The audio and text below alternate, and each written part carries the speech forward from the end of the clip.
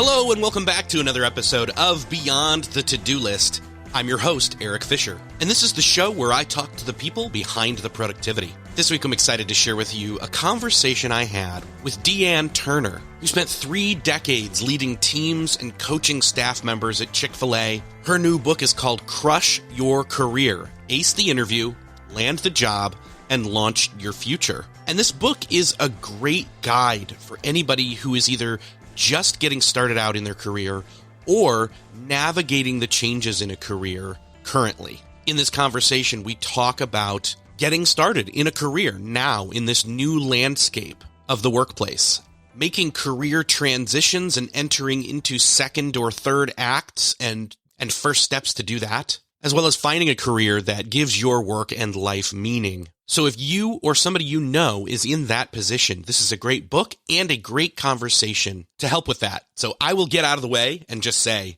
enjoy this conversation with Dee Ann Turner. Well, this week it is my privilege to welcome to the show Dee Ann Turner. Dee Ann, welcome to the show. Oh, thank you so much, Erik. It's my pleasure to be with you today.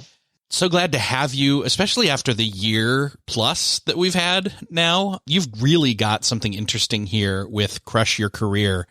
In fact, that's the name of the book, Crush Your Career, Ace the Interview, Land the Job, and Launch Your Future.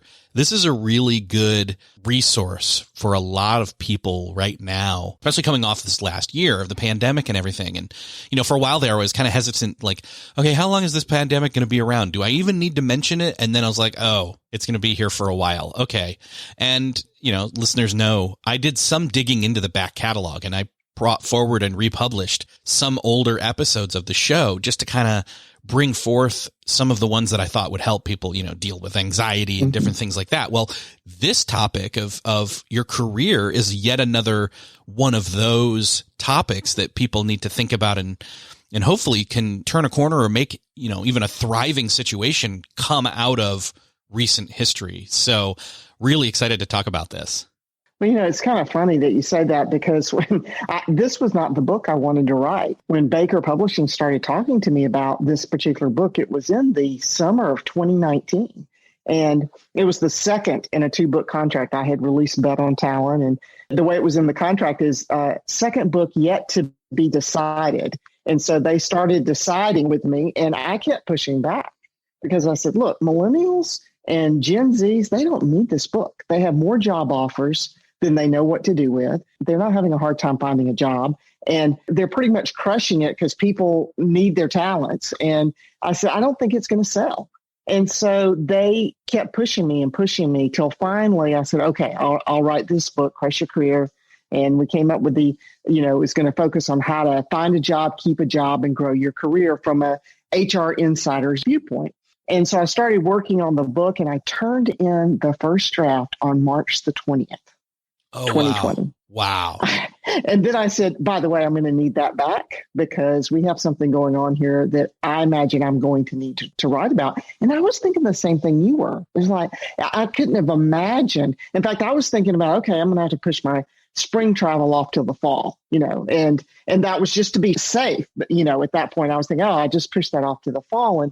And then I'm thinking, how much do I say about this pandemic in this book? Because I knew it wasn't going to release till March 2021. And I couldn't imagine that people would still be struggling. And of course, it turned out to be the right thing at the right time. And I'm really, really sorry that we're in that situation that people would need it. But I'm glad that Crush Your Career is there to help if people find themselves in that situation.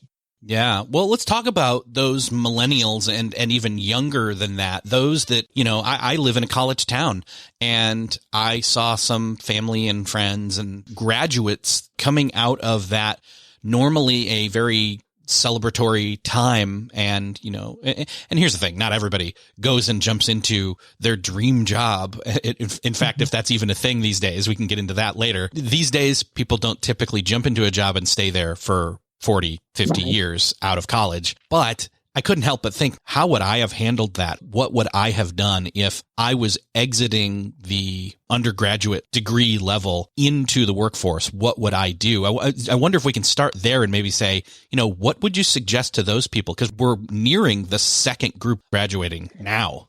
Yeah, I think the thing about the class of 2021 is they've had a little time to adjust to it. And so have employers for that matter. The class of 2020, the timing was horrible. I mean, it started with, first of all, you're not going to get to celebrate your graduation, no parties, no ceremony.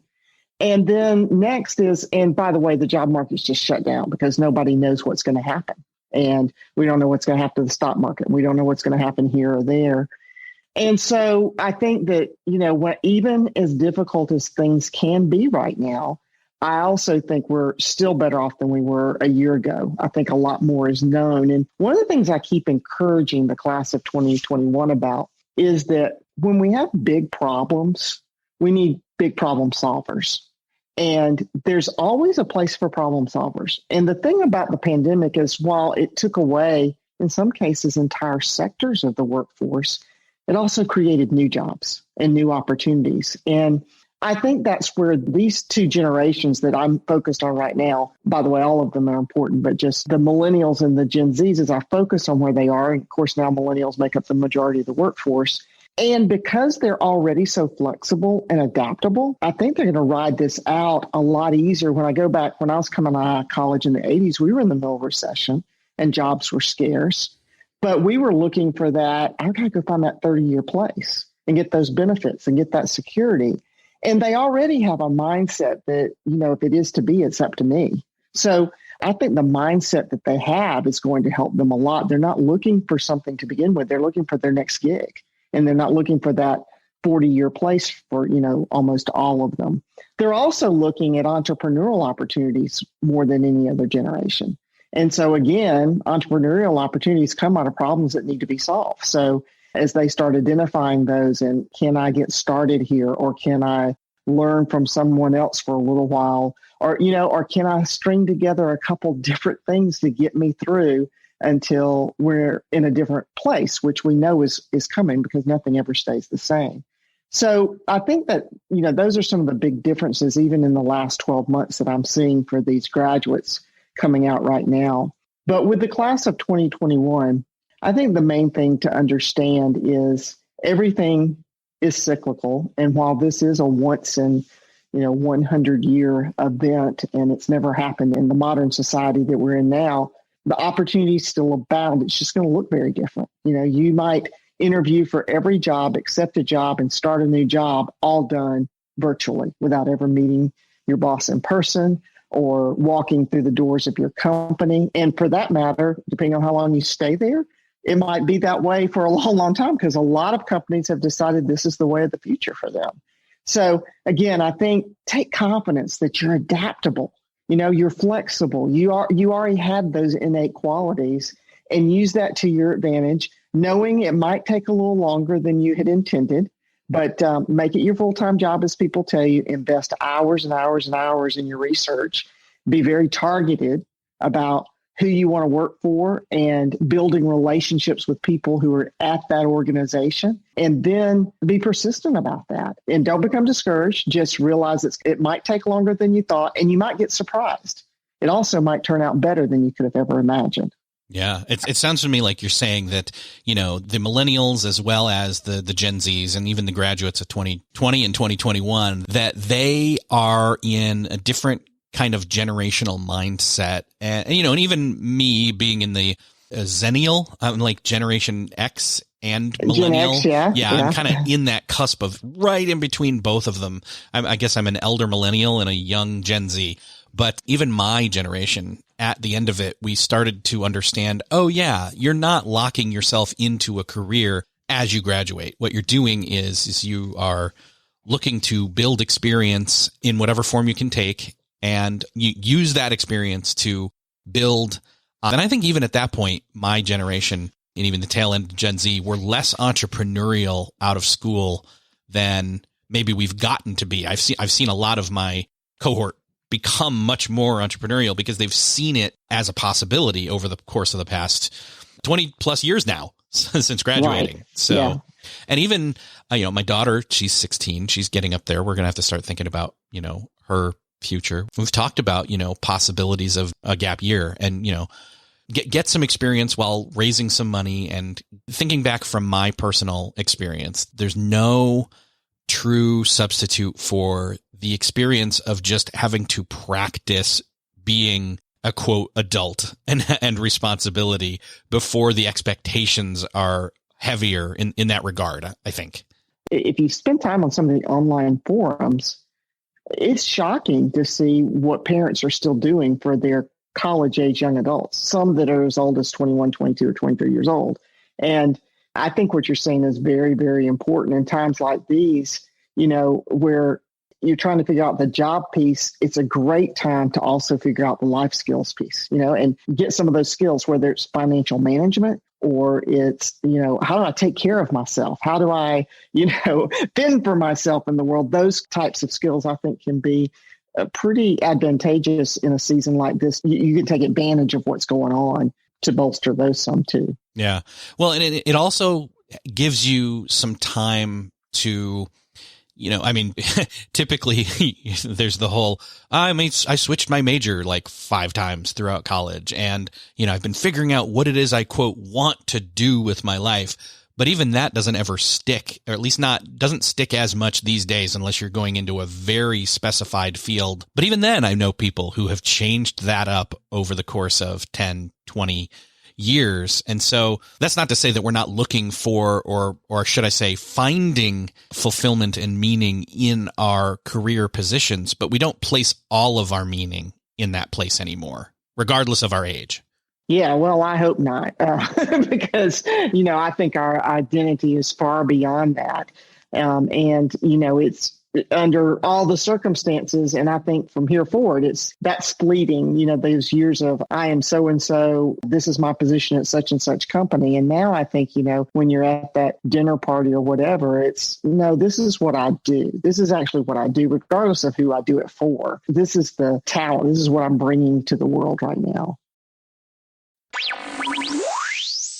I want to pivot away from, the younger generation and the people just getting out into the world right now, because honestly, I think they're going to be fine. They've got that mindset, and things in general are kind of, I guess I would say, going better. And there's more hopefulness than there was, I think, a year ago or even 6 months ago.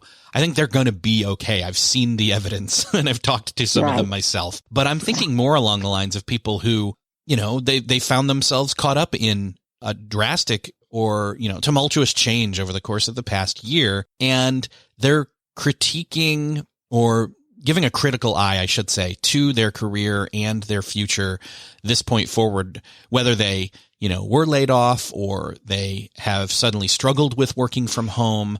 But ultimately, that work life, not balance, but meaning, although balance has probably been an issue too, that career and that meaning and how much meaning to derive from that. In other words, calling, I guess, is the real appropriate word here. What would you say to people in terms of this situation in time and career calling and what the overlap there is?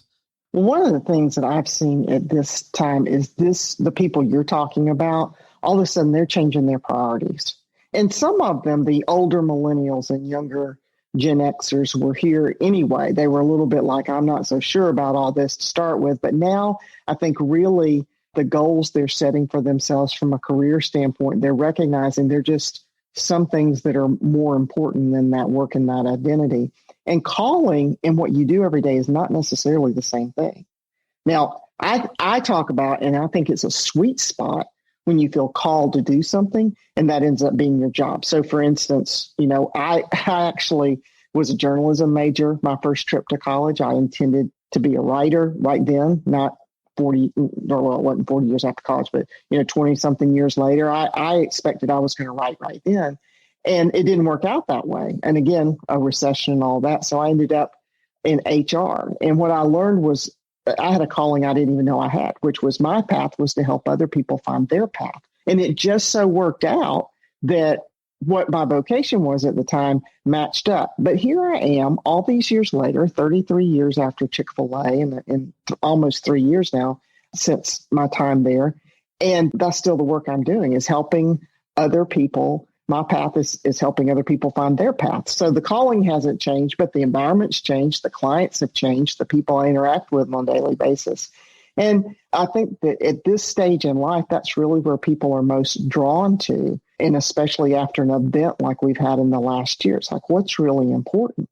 I found this is what I really want to do. And what I see is a lot of people making those changes. I don't want to do that anymore, or I don't want to do it that way. I'm not excited about working at home, isolated from people all the time. I need to do something differently that engages me. Or, of course, there have been some people who have said, this has just been exactly what I was looking for, was more flexibility in my life. I like that, when I shut down my virtual camera at 5:00, I'm already at home. I can go take my run. I can go have dinner with my family. And I've bought back several hours a day that I don't spend getting ready and commuting back and forth to work. So I think that priorities have changed. And when priorities change, that does call us back to our calling and remind us, what is it that we really want to accomplish? And are there different ways to do that now?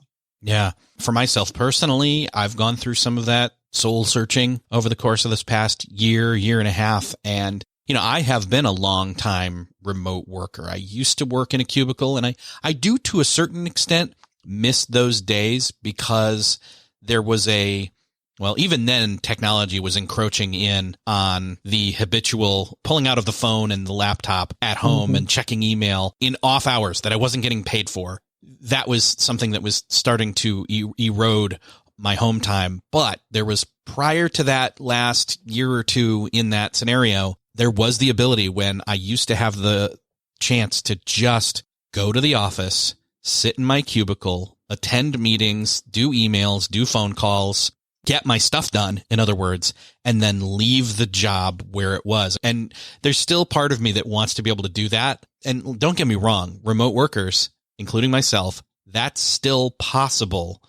That's a lot of what we talk about on this show in other episodes, trust me. But it's a huge change for people who are not used to remote work to then gradually have to figure that out. I mean, my remote work life over the course of, I think it's been 7 or 8 years now that I've been remote working. It seasonally changes. My kids are about to be done with school soon, and they've actually gone to school during this last school year, and no huge issues or anything, but they get home, and I know when they're getting home and all that kind of stuff. But summer, that's different. Now they're suddenly home again, and that's when I had my micro crisis each summer of, oh no, everybody's home, how do I figure out this change? And so, do I get out of the house? Last summer, that was hard. This summer, with vaccinations and things will be a little bit different. It'll be more possible and all of that. So that's a long-winded answer of saying that remote work and transition, and ultimately the flexibility and the questioning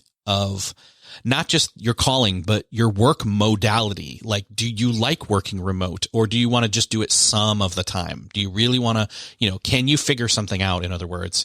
Or even the option of doing something entrepreneurial might come up as well. I think like you said, with vaccinations and other things that are happening with the pandemic, and, we always have to be moving forward. Whatever's happening in our world, we're moving forward. And I think that's certainly happening now, and we'll experiences changes to what our experience has been the last year. But I think that ideally what people are going to love, and I think a lot of organizations will do, is there'll be times we'll be together and there'll be times we'll be remote. And especially for anyone who leases property, it's a lot of those leases are gone. They don't even have those facilities anymore. So they've got to start over and figure out a way, okay, how are we going to come together?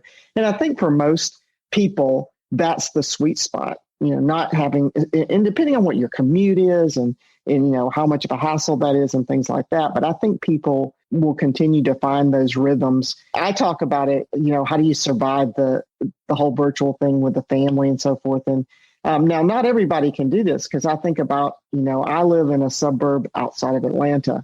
So we have a typical suburban home where there are places to, go, and I have my own office there.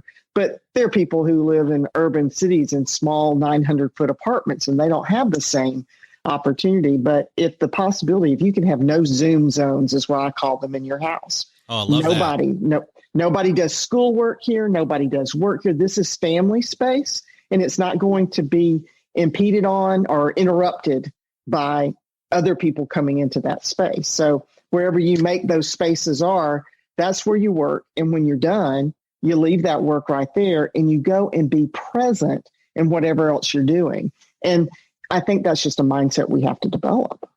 Yeah, I love the no Zoom zone rule. I think we've got almost an unspoken rule about that. There are certain areas in the house where that is set up to be optimal for non-Zooming. And so we don't.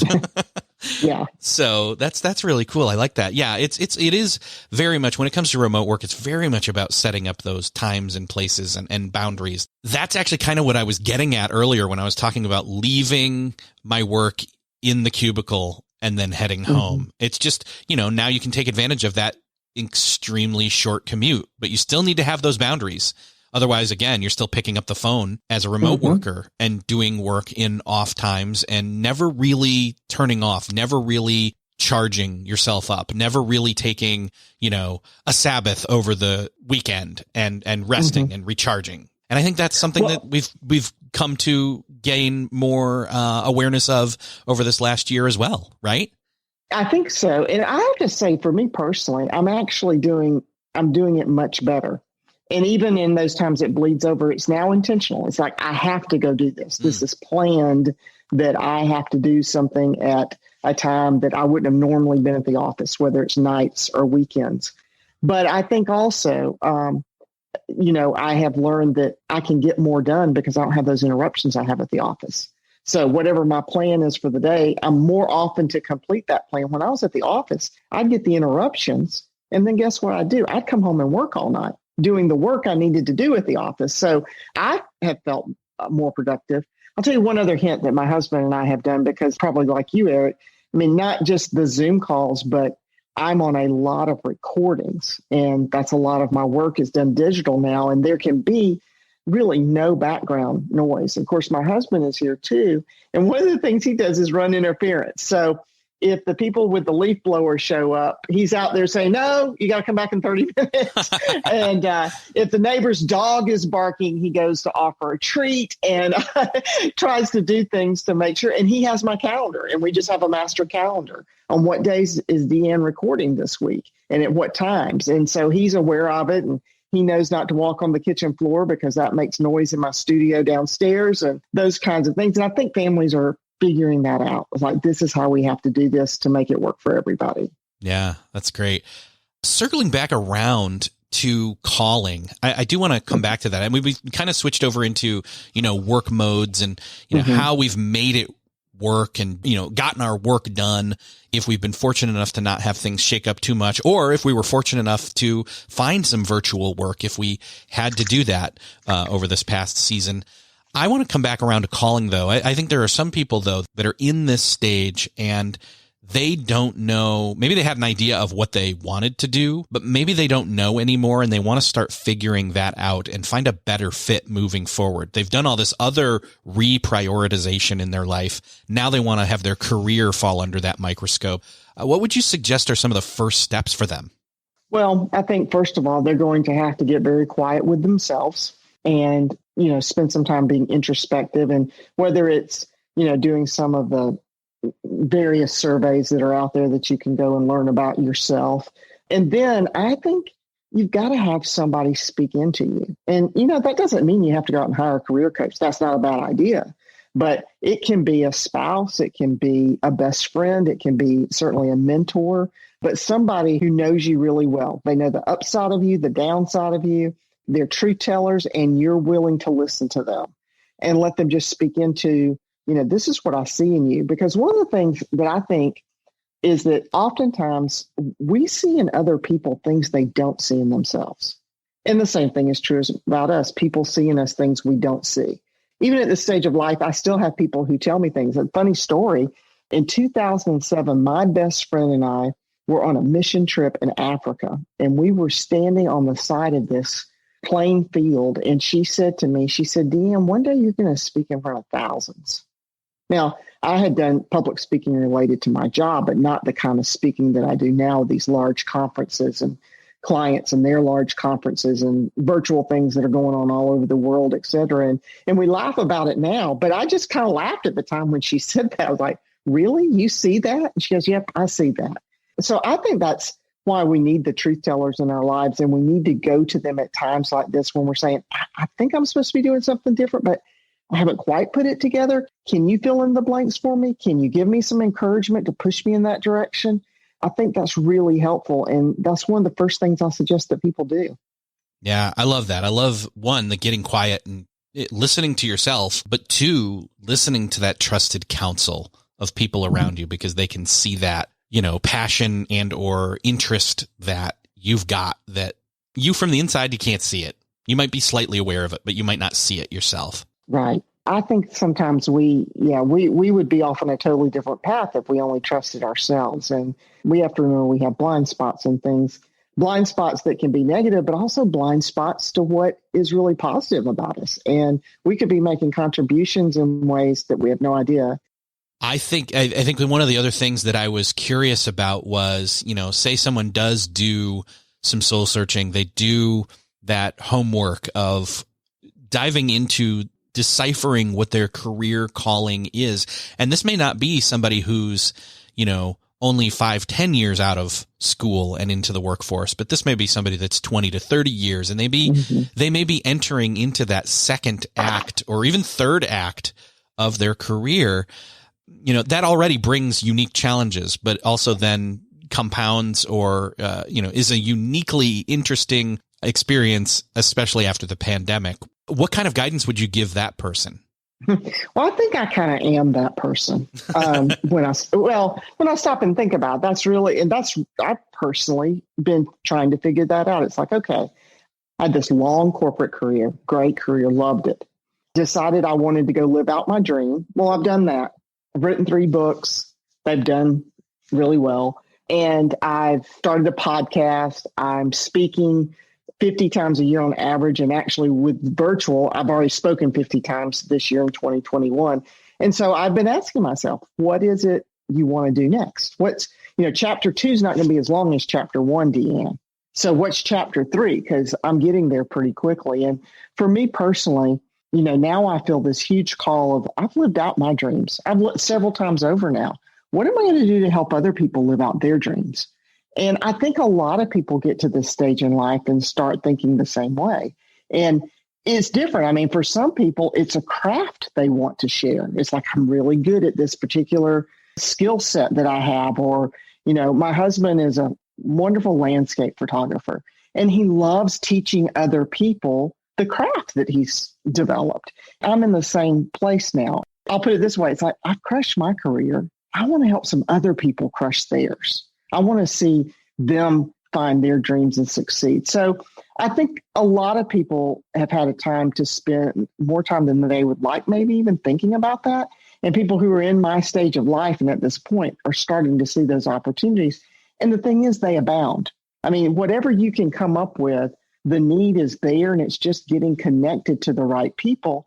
And never has it been so easy to connect to the right people when you think about all the online opportunities. I mean, even though LinkedIn is a professional platform, it's a great place to figure out what's the next chapter. And I want to give myself away. Who needs me? Well, you can pretty much find it in that arena. And so I think that's probably pretty common with people in that stage of life and what they're trying to do. Yeah, I think that is true. I think that's what I've seen, what I've observed of that, people that are in that realm, that generation at that point, that they tend to be more of a mentoring type of a breed, I guess, that's what they see. Yeah. Hey, I have done some of the fulfillment stuff. They may still have a couple more career bucket list kind of things they want to try, and they will go after that, but it involves them bringing up the next generation behind them or two in terms of helping them. And in fact, I think that's actually how they reach some of those other, like I called it, a career bucket list kind of opportunity. It is those relationships with those people with different skill sets, different mindsets, different generational perspectives coming up behind them in the workforce. Well, it's funny that you say that, because I think that our generation is learning a lot. It's like we're saying, well, wow, that's pretty cool the way they look at that. Maybe I'll start looking at my career in a little bit different light. Give you an example. So one of my new things in chapter 3 is I'm going to be a executive in residence the next 3 years at High Point University. And people were talking, oh, that's great. You have so much to offer those students. I said, are you kidding me? You know how much I'm going to learn from them?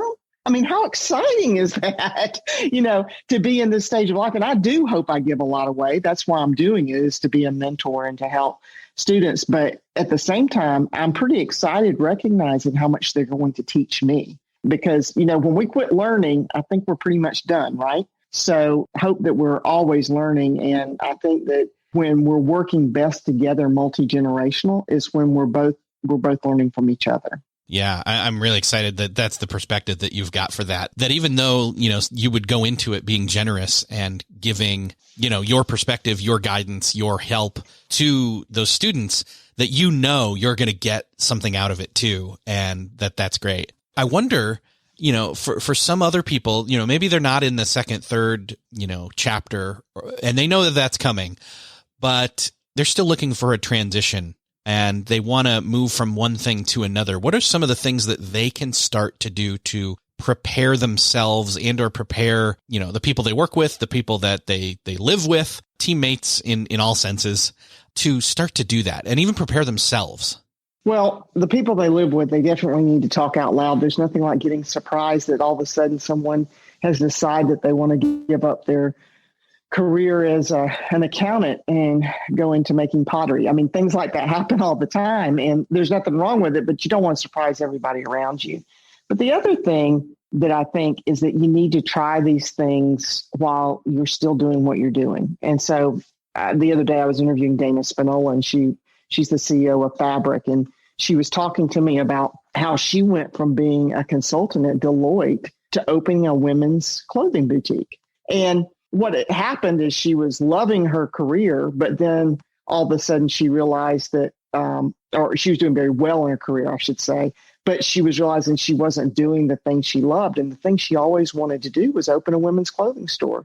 Well, she was smart enough to know that she had this great job at Deloitte. She was on the fast track to leadership position. And that probably she shouldn't just, dump her job and go try to open a boutique. So she was living in Atlanta and commuting to San Francisco for work. And she'd come back on the weekends and go and work in a women's clothing store. And she did this for a long time to be sure that that's really what she wanted to do. When I was leading it at Chick-fil-A, I saw that people who, had great careers going on, but that really felt like they wanted to be a Chick-fil-A franchisee. And so what did they do? They actually went out, became a team member, worked in a Chick-fil-A restaurant until they decided that it was the right fit for them. And they, went through the application process. That's an ideal situation. If you can stick your toe in the water, experiment with things that you think you might be interested in before you just totally, jump ship and make transition. And I think as in preparing others, you talked about teammates and knowing that day's coming, one of the things you have the opportunity to do when you make transition is you're making room for others. And I actually had that discussion with myself when I made the decision to leave Chick-fil-A. We had a volunteer early retirement option that was offered to about 100 long-term Chick-fil-A employees. And we all had the option to stay, or we had the option to go if we wanted to. It was a great opportunity. But one of the things that I really thought about was, again, it was time for me to pursue some other dreams. But there were some people that were really crushing their careers that deserved an opportunity. And I was really making space for that. And it didn't just come with, okay, get out of the way, but also really bringing those people along and teaching them what they need to know and having them set up so that when you step away, they can step in. Yeah, that's good. I really appreciate that. I really like the idea of people taking the opportunity, if they can, to dip their toe in the water, to try things out. And I think that's one of the things that might be more possible right now in terms of either freelance stuff on the side because of remote work, or just offering, hey, I see that this person I really like is doing this entrepreneurial thing online. I'd love to reach out to them and say, hey, I would love to learn from you. Maybe it doesn't require too much of your time, but I'd love to do some spec stuff for you. And if that helps you out, great. Taking advantage of those kinds of opportunities, in other words. Yeah, I think that's definitely the way to go. I call it discovery and experimentation, so that you can do that in a way that financially you protect yourself and that others have an opportunity to kind of adjust to, hey, my spouse or my mom or dad, or they're going to do something different now. And and you're able to pretty much grow into it instead of just jump into it, if that makes sense. Yeah. Now, there are times that an opportunity is great. It's the right opportunity for you. I mean, I go back to my own situation. I didn't have 2 years to think about what I was doing. Now, looking back on it, I was already building my exit ramp because of the writing and speaking that I was doing in addition to my role at Chick-fil-A. So the exit ramp was being built, but it wasn't as intentional at the time. I didn't know that's what it was leading to until I looked back. But the opportunity was there, and it was time to take a leap of faith and to jump. So there are times for that. And when something's pretty obvious to it, it stirs in your soul and you're like, I know this is what I'm supposed to do. And here's my window of opportunity. And if I don't do it, I don't get to do it. Then absolutely, those are times to jump. But if you're uncertain, then I think, growing into it and discovering it is a much better position to take. Or even just experiencing those testing grounds as a way to grow your courage to then take that step. Yeah. So, wow, we have talked about a lot of stuff, and there's so much more in the book, which I'm excited about. And you have a new podcast as well. So, Dee Ann, I would love for you to shoot us to where people can go to find out more about the book, as well as subscribe to your podcast. Yeah, we did talk a lot about calling, and there's so much more in the book. The first part of Crush Your Career really talks about getting a job, figuring out what it is you want to do and get a job. But the second half of the book is all about, once you get the job, what do you do with it? And how do you manage relationships and navigate landmines and, focus on your own performance and development and those types of things. So my website is deeannturner.com, DEEANN Turner.com.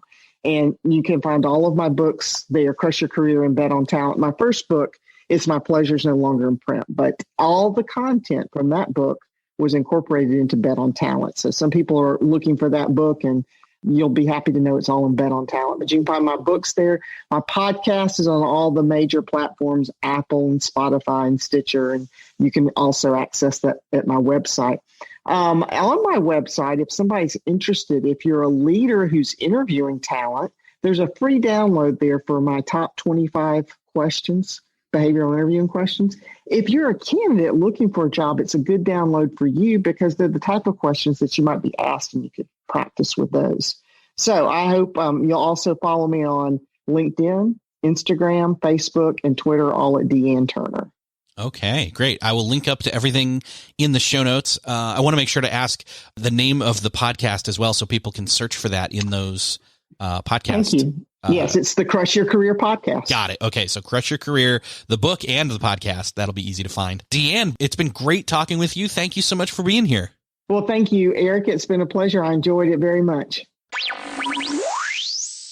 Well, that's another episode crossed off your podcast listening to-do list. I hope that you enjoyed this conversation with Dee Ann Turner, and that if you're in that starting out in a new career or in a new phase of your career, you found something beneficial from both this conversation and from the book. If you're interested in diving more into the book, or honestly giving it out as a gift to somebody who's just graduated college or is in the early stages, you can find the link to that in the show notes for this episode.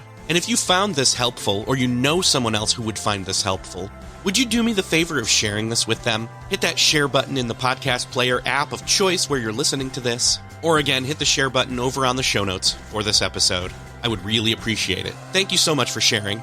Thanks for listening, and I'll see you next episode.